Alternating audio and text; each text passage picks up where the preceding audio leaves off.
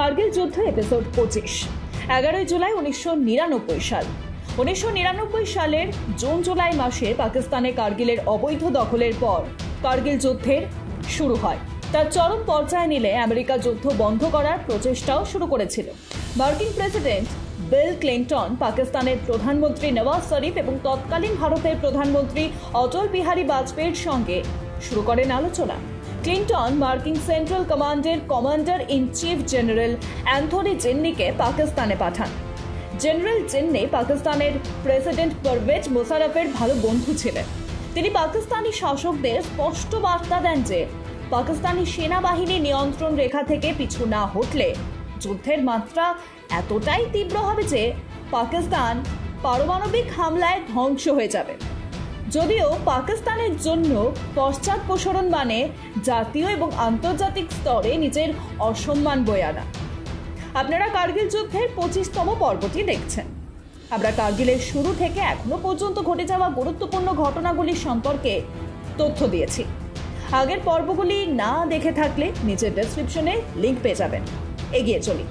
LOC থেকে পিছনে সরে যাওয়ার সিদ্ধান্তটা ভারত পাকিস্তানের জমি দখল করেছে বলে প্রমাণ হয়ে যাবে, যা নিজের দেশ পাকিস্তানি সেনাবাহিনী এবং শাসক গোষ্ঠীর এক ধরনের রাজনৈতিক আত্মহত্যা। তাই এরপর আমেরিকা নতুন এক বুদ্ধি নিয়ে সামনে আসে। আমেরিকা নওয়াজ শরীফকে প্রস্তাব দিয়েছিল যে যদি পাকিস্তানি সেনারা ভারতীয় সীমান্ত থেকে পিছু হটে তাহলে আমেরিকা আন্তর্জাতিক স্তরে পাকিস্তানকে সমর্থন করবে। নওয়াজ শরীফ 2 জুলাই 1999 সালে রাষ্ট্রপতি ক্লিন্টনের সাথে কথা বলেন এবং যুদ্ধ শেষ করার জন্য তার হস্তক্ষেপও চেয়েছিলেন। এছাড়াও পাকিস্তান কাশ্মীর সমস্যা সমাধানে আমেরিকান প্রেসিডেন্টের হস্তক্ষেপ চেয়েছিল, কিন্তু ক্লিন্টন শরীফের সাথে দেখা করতে রাজি হলেও শর্ত দেন যে এমন পরিবেশে কাশ্মীর সমস্যা সমাধানে আমেরিকা হস্তক্ষেপ একেবারেই করবে না। 8 জুলাই ক্লিন্টন এবং নওয়াজ শরীফের মধ্যে দেখা হয়। এই একই দিন ছিল যখন ক্লিন্টন শরীফ বৈঠকের 20 ঘন্টা আগে ক্যাপ্টেন মনোজ পান্ডে, জসবন্ত সিং এবং গ্রেনেডিয়ার যোগেন্দ্র সিং যাদবের নেতৃত্বে ভারতীয় সৈন্যরা কার্গিলের সবচেয়ে গুরুত্বপূর্ণ চূড়া কার্গিল পাহাড়ে বীরত্ব প্রদর্শন করেছিল এবং টাইগার হিলকে ভারতীয় দখলে নিয়েছিল। এর মানে ভারত যেভাবে পাকিস্তান সেনাবাহিনীর অনুপ্রবেশের যোগ্য জবাব দিয়েছে, ভারতীয় সেনাবাহিনী যে তীব্রতার সাথে পাল্টা জবাব দিয়েছে তাতে আমেরিকাও চিন্তিত ছিল। আমেরিকাও প্রধানমন্ত্রী অটল বিহারী বাজপেয়ীকে আলোচনার জন্য আমন্ত্রণ জানিয়েছিল, কিন্তু বাজপেয়ী সেই আমন্ত্রণ প্রত্যাখ্যান করেছিলেন। ক্লিন্টনের সঙ্গে আলোচনার পর পাকিস্তান গণমাধ্যমে পরমাণু হামলার হুমকি দিতে থাকে, তবে ভারত কখনোই সেসব হুমকিতে একেবারেই কর্ণপাত করেনি। 6 জুলাই ডিজিএমও অর্থাৎ ভারতীয় এবং পাকিস্তানি সেনাবাহিনীর ডিরেক্টর জেনারেল মিলিটারি অপারেশন ফোনে কথা হয়। এই কথোপকথনে লেফটেন্যান্ট জেনারেল নির্মল চন্দ্র ভিজ পাকিস্তানি ডিজিএমওকে নিহত পাকিস্তানি সেনাদের মৃতদেহ কথা বলেন এবং তাদের ইউনিটের নামও জানান। পাকিস্তানি ডিজিএমও এটা সহ্য করতে না পেরে আলোচনা শেষ করেন।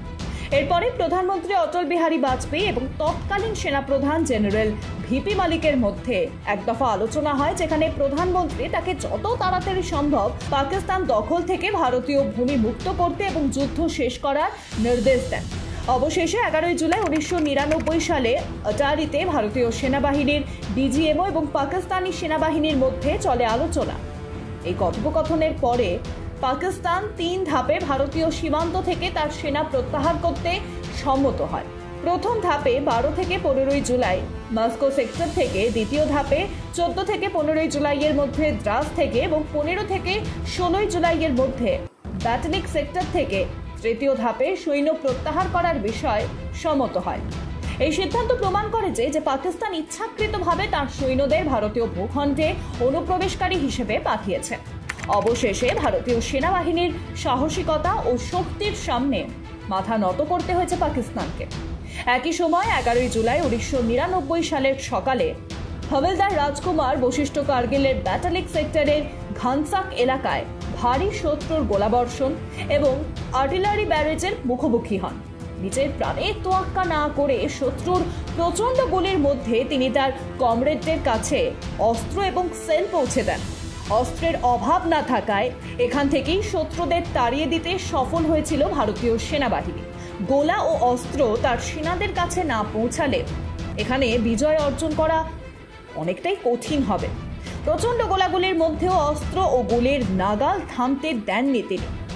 একসময় তার বুকে ও পেটে লাগে গুলি, এতে তিনি গুরুতর আহত হয়ে শহীদ হয়ে যান। রাজকুমারের অদম্য সাহসের জন্য ভারত সরকার তাকে মরণোত্তর সাহসী পুরস্কারে ভূষিত করেছে। পরের অংশে আমরা বলবো কিভাবে মস্কো, দ্রাস এবং বাতালিক সেক্টর থেকে পশ্চাদপসরণ করার সময় পাকিস্তান ভারতের উপর তার হতাশা প্রকাশ করেছিল, যার জবাবে ভারতীয় যোদ্ধারা সেই সময়ও তাদের বীরত্ব প্রদর্শন করেছিল।